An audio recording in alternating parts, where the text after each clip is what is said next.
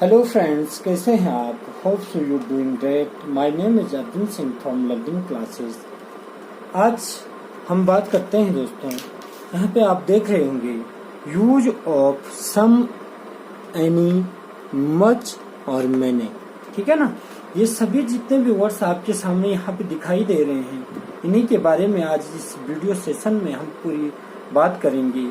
इनको हम देखेंगे कि ये आखिर कहाँ यूज होते हैं और कहाँ पे हम सम का प्रयोग करते हैं और कहाँ पे एनी का प्रयोग करते हैं और कहाँ पे मच और कहाँ पे मैनी। इससे पहली वीडियो मेरी अबाउट टू के बारे में थी। अगर जिसने भी वो देखी नहीं है तो डिस्क्रिप्शन में उसका लिंक डाल दूंगा, वहां से आप देख सकते हैं। तो चले शुरू करते हैं।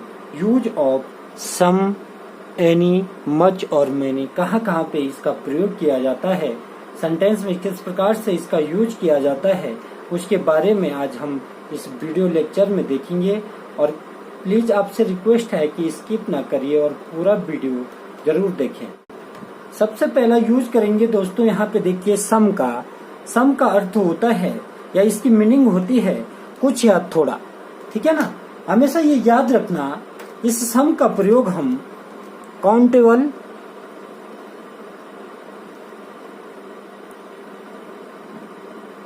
और अनकाउंटेबल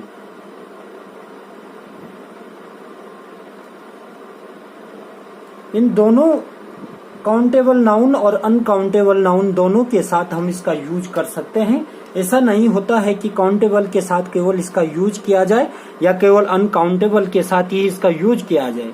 काउंटेबल नाउन आपको पता होना चाहिए जिसको हम गिन सकते हैं। जिन चीजों को हम गिन सकते हैं अपने हाथ की उंगलियों से या इशारों से, तो उन्हें हमेशा याद रखना काउंटेबल नाउन कहा जाता है। और अनकाउंटेबल नाउन उसे कहा जाता है जिसको हम गिन नहीं पाएंगे या गिन नहीं सकते। जैसे काउंटेबल नाउन में आपको पता होगा, जैसे यहाँ पे सामने पे है टेबल है, चेयर है। ठीक है ना, ये टेबल, चेयर, कॉपी, जैसे बुक हुई, जितनी भी बुक्स हुई आपकी, ठीक है ना, जैसे पेन हुआ, इन चीजों को हम क्या कर सकते हैं, काउंट कर सकते हैं। ठीक है ना, इसीलिए इसको काउंटेबल कहते हैं, जिसको हम गिन सकते हैं। लेकिन यहाँ पे आप देख रहे होंगे सामने से अनकाउंटेबल है। अनकाउंटेबल में जैसे एयर है, हवा, हवा को क्या आप गिन पाओगे? कभी नहीं गिन पाएंगे। ठीक है ना, जैसे वाटर है, वाटर को आप गिन पाएंगे? कभी नहीं गिन पाएंगे। ठीक है ना, जैसे शुगर है, चीनी है, ठीक है ना, इसको हम कभी गिन नहीं पाएंगे। जैसे थिंक है, हमारी सोच है, इसको भी हम गिन नहीं पाएंगे। जैसे नॉलेज है, ठीक है ना, इसको भी हम क्या नहीं कर पाएंगे, गिन नहीं पाएंगे। तो आपकी समझ में आया होगा कि काउंटेबल में जिन चीजों को हम काउंट कर सकते हैं वही इस काउंटेबल के अंतर्गत आती हैं, और जिस चीज को हम काउंट नहीं कर पाएंगे तो उसी को हम अनकाउंटेबल नाउन कहते हैं। ठीक है ना, अब यहाँ पे आप देख रहे होंगे सम का अर्थ मैंने कहा कुछ या थोड़ा होता है। हमेशा ये भी याद रखना, सम का प्रयोग काउंटेबल और अनकाउंटेबल दोनों नाउन के साथ तो हमेशा किया जाता है, लेकिन ये हमेशा याद रखना, ये हमेशा यूज होता है अफर्मेटिव सेंटेंस में। ठीक है ना, ये हमेशा अफर्मेटिव, जिसको हम पॉजिटिव सेंटेंस पे कहते हैं, ठीक है ना, उनमें हमेशा ये यूज किया जाता है सम। ठीक है, ऐसा नहीं कि हमने इसको नेगेटिव और इंटेरोगेटिव सेंटेंस में इसका यूज किया, वहां इसका यूज कभी नहीं किया जाता है। यह हमेशा अफर्मेटिव सेंटेंस में इसका यूज किया जाता है, जिसको पॉजिटिव सेंटेंस भी कहा जाता है। जैसे मैं यहाँ पे इसको समझाने के लिए आपको एक छोटा सा एग्जाम्पल दूंगा। जैसे मैं कहूंगा आई हैव, यहाँ पे डॉट डॉट डॉट बुक्स। ठीक है ना, तो यहाँ पे हमेशा याद रखना, ये एक पॉजिटिव सेंटेंस है, इसमें कहीं भी नो या नोट का प्रयोग नहीं हुआ है, इसलिए ये पॉजिटिव सेंटेंस है। तो यहाँ पे हमेशा याद रखना सम का प्रयोग किया जाएगा। ये आपकी समझ में आ चुका होगा कि मेरे पास क्या है, कुछ किताबें हैं। ठीक है ना, इसका मतलब ये होता है। तो ये आपकी समझ में आ चुका होगा कि ये एक अफर्मेटिव सेंटेंस है। अफर्मेटिव का मतलब पॉजिटिव है, धनात्मक सेंटेंस है। ये हमेशा एक सकारात्मक सोच दे रहा है, सकारात्मक सेंटेंस कहते हैं इसको। तो ये हमेशा याद रखना, जहाँ पे सकारात्मक सेंटेंस आए तो हमेशा याद रखना वहाँ सम का प्रयोग किया जाता है। जैसे कुछ एग्जाम्पल दूंगा दोस्तों, उस एग्जाम्पल से आपके समझ में और अच्छी तरीके से आएगा।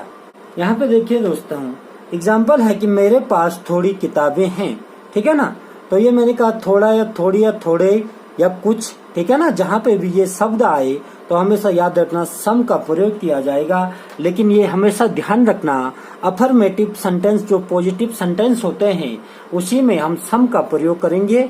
और ये इस प्रकार से हो जाएगा, आई हैव सम बुक्स, ठीक है ना। ये आपकी समझ में आ चुका होगा। अभी मैं थोड़ी देर पहले यही एग्जाम्पल आपके सामने रखा था। अब अगला एग्जाम्पल देखिए, उससे और भी अच्छे तरीके से आपके समझ में आएगा। अब देखिए मेरे पास कुछ नए प्लान्स हैं, ठीक है ना। अब देखिए ये हो जाएगा आई हैव, मैंने कहा यहाँ पे ये पॉजिटिव सेंटेंस है, अफर्मेटिव का सेंटेंस है, इसलिए सम का प्रयोग किया जाएगा। सम न्यू प्लान्स, ठीक है ना।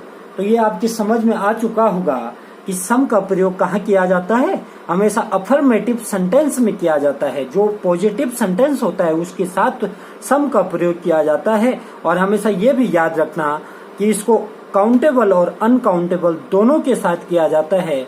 जो गणनीय जो नाउन संज्ञाएं होते हैं या जो चीजें गिन सकते हैं हम, गणनीय होती हैं या अगणनीय होती हैं, उन दोनों के साथ हम सम का प्रयोग करते हैं। तो मुझे विश्वास है कि जो ये सम वाला जो टॉपिक था या जिसका अर्थ था कुछ या थोड़ा, इसके कुछ सेंटेंस मैंने आपको दिए, तो ये हमेशा आपकी समझ में आनी चाहिए और ये आपकी समझ में अच्छे तरीके से आया भी होगा। ये सम जो मैंने यहाँ पे एक टॉपिक रखा। अब देखिए यहाँ पे सम का यूज हम पढ़ चुके हैं और अब बात करते हैं एनी की। एनी का अर्थ होता है दोस्तों कोई, और यहाँ पे मैंने लिखा है नेगेटिव और इंटेरोगेटिव सेंटेंस में हमेशा इसका यूज किया जाता है। अफर्मेटिव में कभी भी इसका यूज नहीं होता है। हमेशा इंटेरोगेटिव जो प्रश्नवाचक जो हमारे वाक्य होते हैं या जो नकारात्मक वाक्य होते हैं उनके साथ हमेशा एनी का प्रयोग किया जाता है। इसका एक सिंपल सा एग्जाम्पल मैंने अभी आपको थोड़ी देर पहले एक एग्जाम्पल दिया था, जैसे सम के लिए, जैसे कहीं पे पूछा जाए कि आई हैव और यहाँ पे लिखा जाए बुक्स, ठीक है ना। तो यहाँ पे आपको पता है ये पॉजिटिव है तो आपने यहाँ पे डायरेक्ट सम लिखना है। और यहीं पे अगर इस प्रकार से लिखा जाएगा या इस प्रकार से आपके पास आगे सेंटेंस आ जाए कि आई हैव नॉट, यहाँ पे इस प्रकार से बुक लिखा गया हो, तो आपको समझ में आना चाहिए कि आई हैव नॉट लिखा है। नॉट का मतलब ये नेगेटिव है, तो इसलिए डायरेक्ट वहाँ पे एनी का प्रयोग करना है बेझिझक होके, ठीक है ना। ये कोई भी ये जो भी कंफ्यूजन था आपका, यहीं पे आपका कंफ्यूजन दूर हो गया होगा कि एनी का प्रयोग कहाँ किया जाता है। जो आपके नेगेटिव नकारात्मक वाक्य हो और जो इंटेरोगेटिव जो प्रश्नवाचक वाक्य हो उनके साथ हमेशा एनी का प्रयोग किया जाता है। और जो पॉजिटिव होते हैं या अफर्मेटिव सेंटेंस होते हैं उनके साथ सम का प्रयोग किया जाता है। ये आपके समझ में आ गया होगा। देखते हैं कुछ और एग्जाम्पल इस एनी के। हमारा सेंटेंस है दोस्तों, मेरे पास कोई कलमें नहीं है। कलमें मतलब पेन्स, ये पेन, ठीक है ना। तो ये हमेशा याद रखना, मेरे पास कोई कलमें नहीं है, तो ये सेंटेंस हो जाएगा आई हैव, ठीक है ना। आई हैव नो या नॉट एनी पेन्स, ठीक है ना, जिसे हम लिखते हैं कलमें नहीं है। ये आपकी समझ में आ चुका होगा कि कहाँ पे हमने एनी का प्रयोग करना है। ये सेंटेंस देखिए, मेरे पास कोई भी शक्कर नहीं है, ठीक है ना। ये एक शक्कर मैंने कहा जिसको शुगर कहा जाता है और ये अनकाउंटेबल होता है। ये काउंटेबल था, ये अनकाउंटेबल। मैंने कहा सम और एनी ऐसे वाक्य होते हैं, ऐसे तुम्हारे पास मीनिंग है, ऐसे वर्ड्स हैं आपके पास जिनका प्रयोग अनकाउंटेबल और काउंटेबल दोनों के साथ किया जाता है। जैसे यहाँ पे आप देख रहे होंगे कि मेरे पास कोई भी शक्कर नहीं है, तो ये हो जाएगा आई हैव नो, ठीक है ना। आ जाएगा क्या एनी, और बाद में आपको पता है क्या हो जाएगा शुगर, ठीक है ना, ठीक है ना। तो इस प्रकार से आपने ये देखना है कि कहाँ पे एनी का प्रयोग किया जाता है और कहाँ पे आप किसका प्रयोग करेंगे, सम का प्रयोग करेंगे। एक और सेंटेंस देखते हैं, हमने नेगेटिव का देखा, हमने यहाँ पे अनकाउंटेबल का देखा, काउंटेबल का देखा। अब देखिए इंटरोगेटिव से एक सेंटेंस बनाते हैं। ये इंटरोगेटिव सेंटेंस है दोस्तों। क्या आपके पास कोई किताब है, आपको प्रश्न पूछा जा रहा है, तो ये हमेशा याद रखना, डू यू हैव आ जाएगा एनी, ठीक है ना, बुक, हमेशा याद रखना, ठीक है ना। इस प्रकार से आपके समझ में एनी का प्रयोग अच्छे तरीके से आया होगा। इससे पहले जो सम था उसका प्रयोग भी अच्छे तरीके से आया होगा।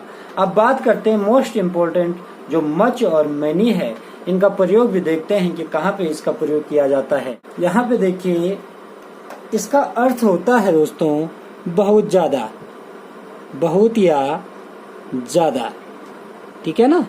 ये हमेशा याद रखना, मच और मैनी दोनों का अर्थ होता है बहुत या ज्यादा। तो आपके सामने हमेशा याद रखना, इस प्रकार की सिचुएशन जब भी मच लगाना हो, बहुत सारा कंफ्यूजन आपके दिमाग में रहता होगा कि मच कहाँ इसका यूज किया जाता है और मैनी का प्रयोग कहाँ किया जाता है। तो हमेशा याद रखना जो अनकाउंटेबल जितने भी नाउन हैं वहाँ पे मच का प्रयोग किया जाता है, और जो काउंटेबल हैं उनके साथ हमेशा मैनी का प्रयोग किया जाता है। ये चीजें आपको अच्छी तरीके से आनी चाहिए। जैसे कहाँ पे, जैसे यहाँ पे डॉट डॉट डॉट लिखा है और वाटर लिखा है, ठीक है ना। बहुत सारे ये क्लास 9, 10th और 11th 12th में ये ऐसी चीजें बहुत सारे ग्रामर पोर्शन में पूछी जाती है आपको एग्जाम में, तो ये आपको बहुत अच्छे तरीके से पढ़ना चाहिए। अब यहाँ पे देखिए मच और मैनी है, ठीक है ना। तो यहाँ पे क्या आ जाएगा, वाटर मैनी का क्या है, काउंटेबल, जिसको गिन पाएंगे हम, नहीं गिन पाएंगे, ये अनकाउंटेबल है। तो हमेशा याद रखना हम मच का प्रयोग करेंगे, ठीक है ना। यहाँ पे मिल्क लिख लिया, मिल्क, मिल्क मतलब दूध, ये इसको भी हम गिन नहीं पाएंगे, तो मच का प्रयोग किया जाएगा, ठीक है ना। और यहाँ पे आप देख रहे होंगे जो ये मच होता है, मच के साथ हमेशा एक वचन कर्ता का प्रयोग किया जाता है, सिंगुलर का, ठीक है ना। एक वचन जो कर्ता होता है उसका प्रयोग किया जाता है किसके साथ, मच के साथ, ठीक है ना।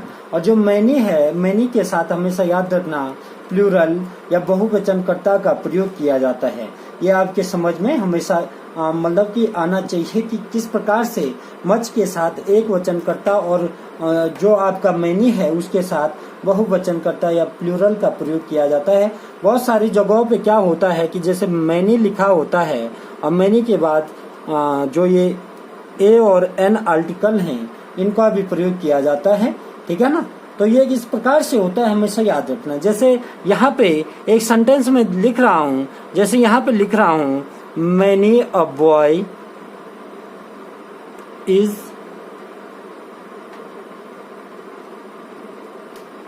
सिंग अ सॉन्ग, ठीक है। तो इसका प्रयोग यहाँ पे ऐसा नहीं है कि मैनी के साथ यहाँ पे ए या इज आया है। इसका प्रयोग यहाँ पे इस प्रकार से होगा कि बहुत सारे लड़कों में से एक लड़के ने क्या किया, एक लड़के ने गाना गाया या गाना गा रहा है या गाना गाएगा, इस प्रकार से इसका प्रयोग किया जाता है, ठीक है ना। मैनी के बाद हमेशा ए या एन का प्रयोग भी किया जाता है। जैसे यहाँ पे हुआ है ए इसलिए होगा यहाँ पे आप देख रहे होंगे कॉन्सोनेंट है, व्यंजन है। अगर यहाँ पे वोवल होता, स्वर होता, तो यहाँ पे एन का प्रयोग किया जाता। इसके डायरेक्ट बाद मैंने कहा था यहाँ पे क्या आया है, इज आया है, ठीक है ना। इसके बाद सिंग सॉन्ग आया है, ठीक है ना। तो मैनी और मच का प्रयोग आपको अच्छे तरीके से आ चुका होगा कि अनकाउंटेबल नाउन में मच का प्रयोग और काउंटेबल नाउन में हमेशा याद रखना मैनी का प्रयोग किया जाता है। जो अनकाउंटेबल है, मैंने कहा एयर, जो वाटर होता है, शुगर, जो तुम्हारे थिंक है, नॉलेज है, और भी बहुत सारी चीजें हैं, तो उनके साथ हमेशा मच का प्रयोग किया जाता है। और जो मैनी है वो काउंटेबल, जैसे हम पेन को गिन सकते हैं, बुक्स हैं हमारे पास, टेबल है, फोन्स हैं, ठीक है ना, चेयर्स हैं, जितने भी हमारे इधर उधर जितने भी छोटे बड़े पेड़ हैं जिनको हम गिन सकते हैं, ठीक है ना। तो इन सभी चीजों के लिए हम मैनी का प्रयोग करेंगे और मच का प्रयोग अनकाउंटेबल में करेंगे। तो आज के सेशन में इतना ही दोस्तों। यदि आपको मेरी वीडियो पसंद आ रही है तो मेरे चैनल को लाइक कीजिए और शेयर कीजिए और चैनल को सब्सक्राइब करना ना भूलें। और साइड में एक बेल आइकन है, उसको प्रेस करना ना भूलें, ताकि सबसे पहले मेरे वीडियो का नोटिफिकेशन आपको मिल सके। तब तक के लिए बाय बाय, टेक केयर। फिर मिलते हैं एक नए वीडियो के साथ।